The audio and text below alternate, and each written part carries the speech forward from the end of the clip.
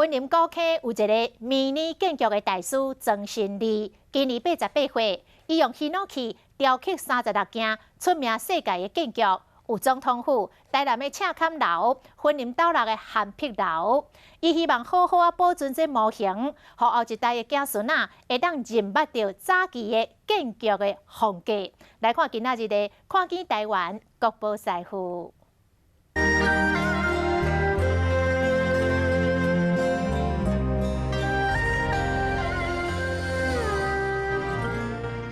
西班牙式的洋楼建筑，青色的厝顶，白色的回廊，这是云林斗六的韩碧楼。实体建筑伫1988年就拆掉啊，眼前这栋是缩小版的。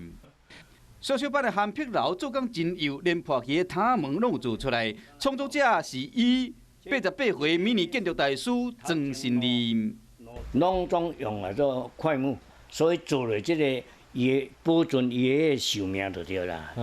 曾新利缩小版的建筑作品有36件，有日本大阪城，也有前身是荷兰领事馆的台南赤坎楼。伊嘛有做过总统府的模型，送予总统府珍藏，放伫真正的总统府。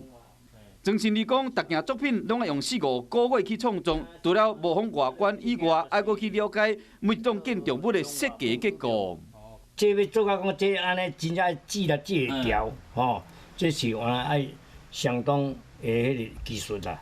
曾新利敢若看相片就了解伊的设计原理，主要是因为伊是做营造出身的。做营造吼，营造做了到尾啊，经济较歹啊，我做想讲无聊，有一工去含人去游览哦，去到咸村遐看到迄两个古城。曾新利退休后，伊原真爱建筑，游览去看到古城就翕落来，等去慢慢研究，开始进入迷你缩小版的建筑世界。这活动式的对。内底我，真正，这是哦，毋是讲讲哦。曾新利要90岁啊，虽然讲无多继续创作，不过伊完成的这模型，拢保存甲真完整，留予后一代除了收藏，嘛会使认捌早期的建筑风格。